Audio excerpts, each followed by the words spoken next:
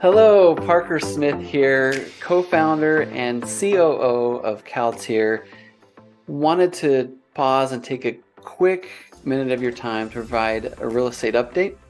We know we're coming close to the end of the year, which is crazy, but we're almost at 2024, so I thought it'd be a good time to reflect a little bit on our real estate portfolio, how it's performed, and what we've tried to do over the last year, and then provide some insight into where we think we're headed into 2024. Wanted to start really briefly an asset I just visited, and one of our latest assets that we've added to our portfolio, and that is North Topeka in Wichita, Kansas. So the reason why we like that asset, it's a smaller asset. It's 14 residential units and 3 commercial units on the bottom. The 14 residential, we're in the process of converting to residential, and I was just there to check on the progress, renovations, and everything is going swimmingly, which you can see in some photos that I'll share. But this should be available and ready for lease and ready to go by the beginning of this year, by the beginning of 2024, and we're ecstatic about where we're headed. Just a quick anecdote of the market itself. Over the last several years, we've seen the GDP in Kansas grow tremendously, by 6%. In fact, that's 3 times the national average. And personal income has grown by 8.25% in Kansas alone. So Kansas may be a little bit under the radar, but we have a lot of high expectations for Kansas moving forward, and see it as a good opportunity to jump into that market. Another asset that I visited recently, it was Avenue Grove, and that's a little bit on the other end of the spectrum. So Avenue Grove, why we like Avenue Grove is it's 97% occupied. It historically has had high occupancy, generally based on the location, and it's walkable to a lot of Houston's most prestigious neighborhoods, popular employment centers, some top tier retail and entertainment spots, and it's really close to the Texas Medical Center, which is the largest medical center in the world. So we really like that location and that opportunity and that part of the asset. And we were able to get in when debt was a little bit lower, so then debt's hovering around the 5 to 6% range, which is a little on the lower end as to where we're seeing things now. So we like where that asset is at, and it's a great spot. Sabine Lofts. This is another one in Houston that I just recently visited. One of the things we like about Sabine Lofts, this one as well, is 95% leased up. So it historically has maintained high occupancy rates. The debt is low. It's 4 to 5% on the debt side, fixed rate debt. And again, the location is phenomenal. It's right across the street from a world-class park, and provides views of downtown Houston and walkable and very close to a lot of the major employment hubs in the Houston area, including the Texas Medical Center, which we've talked about. Glenwood is an asset in Provo, Utah, which is home to Brigham Young University, which holds a special place in my heart because that's my alma mater. So it's within walking distance of the campus. One thing we love about Glenwood, 100% occupied. It's very it historically has been very good about staying 100% occupied or high occupancy rate, I should say. And the debt is phenomenal.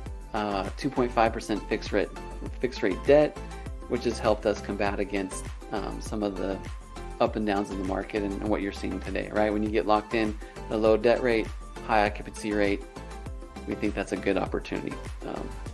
Braintree. This one holds a really special place in my heart because I actually lived there when I was going for a year while I was going to school at Brigham Young University. This one, again, 100% occupied. Another one of these assets that maintains high occupancy rates, which we love. and the debt, fixed rate debt of 2.6%. So that's hard to find, maybe impossible to find in today's market. So we really, really like Raintree and where it's headed moving forward as part of our portfolio. Apple Lane. Here's another property that is close to a university. This one is close to Kansas University. If you're a men's basketball fan like I am, you know Kansas very well. They particularly do very well in men's basketball and in other sports in general, but a tremendous university in Lawrence, Kansas. This one, again, 100% occupancy, so high occupancy rate. The fixed rate debt is 3.5, so very attractive debt as well, which is what makes this attractive to us and why we like this asset in our portfolio. 506 South. This is located in Houston, Texas. I actually was just at this asset a week ago, was very pleased with how it's being operated and the renovations that have been done. Looks very nice and has become a very attractive option for a lot of the workforce, a very attractive workforce housing option in that area, in that submarket, which is the area and submarket of Clear Lake and Webster, which is in desperate need of clean and affordable housing, which 506 South is providing, which is why occupancy rates have maintained very high in this particular asset. It's 93% occupied now, probably going to get that to 95, 98 here really soon. Lakewood. This is another asset located in Houston, Texas. One of the things we love about Lakewood is the high occupancy rate. This is 97% occupied currently, and rents really well for workforce housing.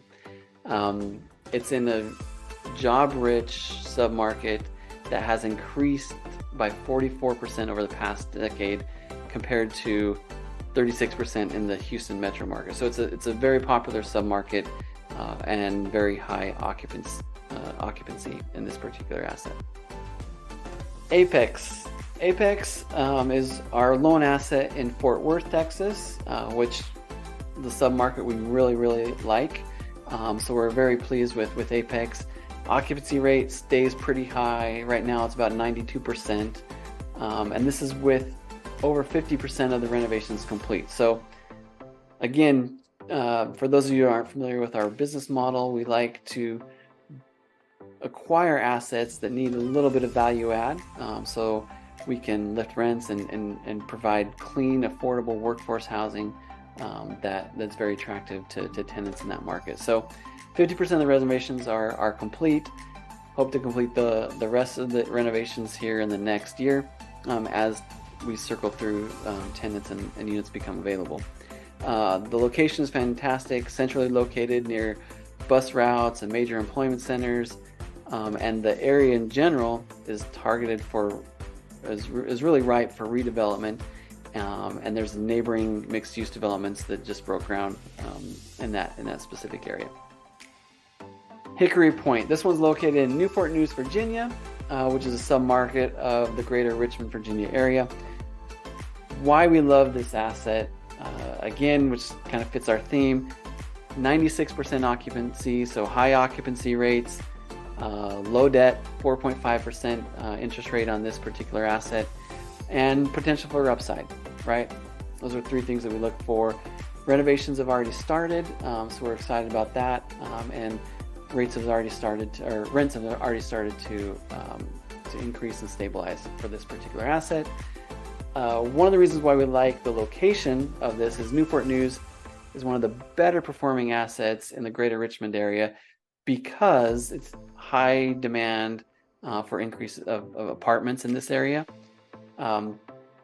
Really because it's close to Fort Eustis, which is a military base, and provides support for over 50,000 active duty soldiers, National Guard, and reserves.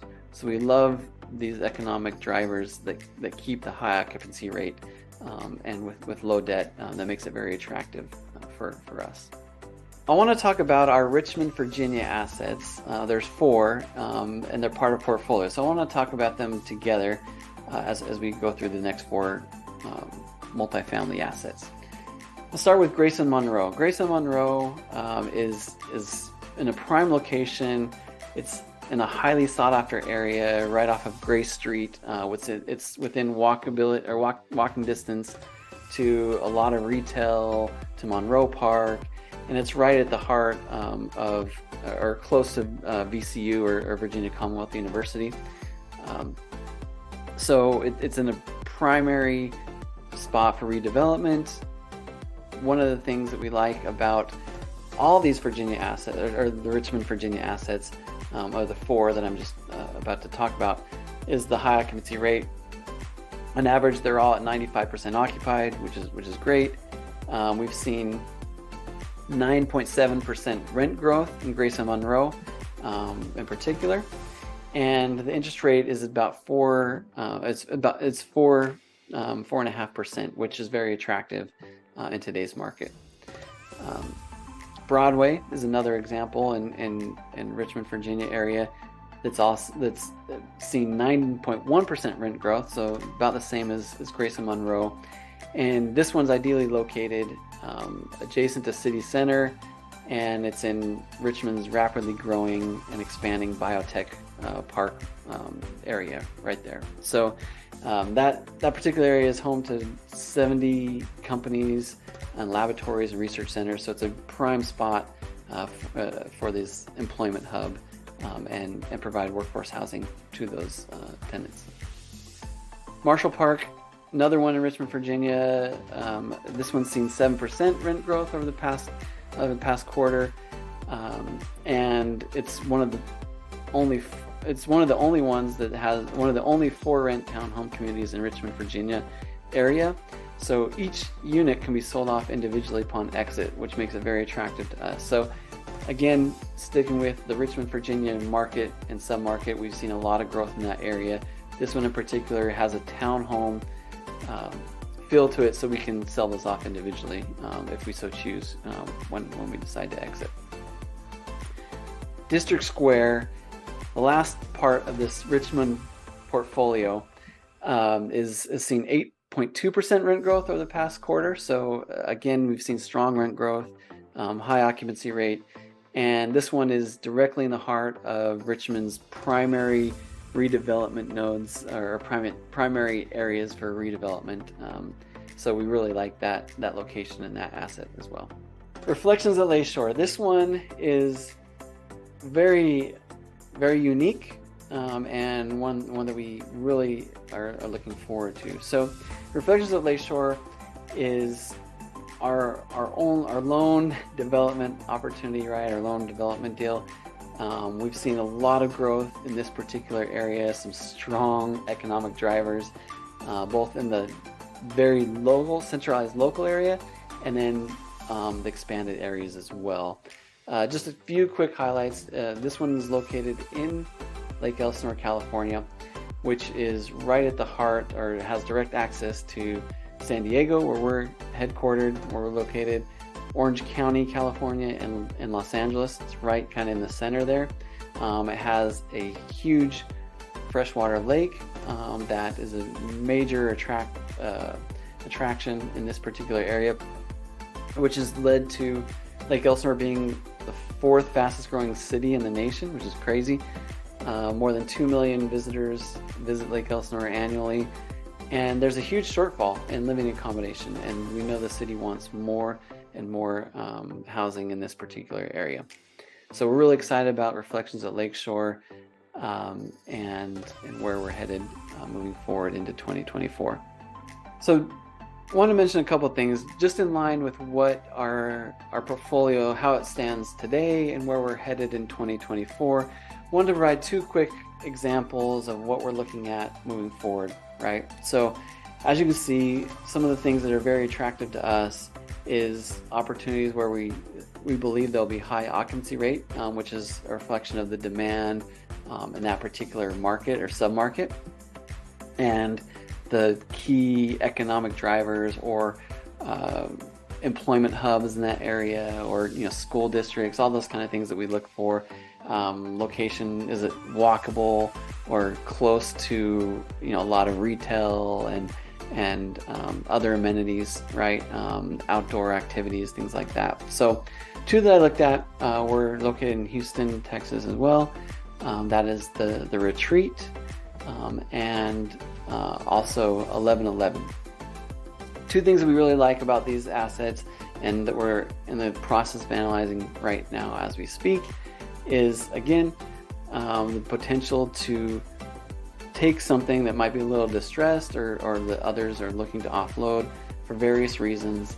The price point is very attractive, and we think that they have room to grow, right? Potential for upside and to add value to those particular assets. So in conclusion, just really excited about our portfolio. We take pride in really analyzing and looking at opportunities and seeing how they might stack up and how they might fare in the ups and downs in the market. So we really look for key aspects that make deals attractive to us, right? Again, we're talking about whether it's high occupancy rate or those economic drivers that keep that we think will keep the demand or the ability to attract tenants in place. And a lot of that has to do with location, whether you're by major employment hubs, whether you're close to outdoor or other amenities, other attractive options for tenants, retail, shopping, other things like that, good schools. Those are things that we look for, and we feel like our portfolio does a good job of identifying those types of assets that can keep steady during the ups and downs in the market, and also provide upside and potential for growth. And that's really what we want to focus in on and hone in on with our current portfolio and as we move forward into 2024.